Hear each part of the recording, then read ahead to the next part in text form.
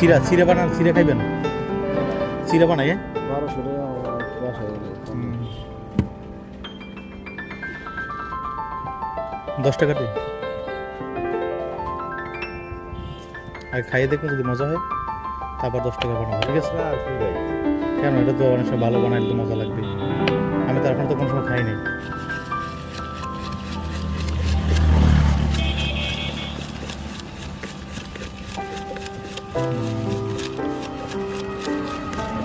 মুড়ি বানাইলে এগুলো দেন না, ডাল দেন, আর ওর ভিতরে ডাল দেওয়া লাগে না। এই তো বানাইতেছি।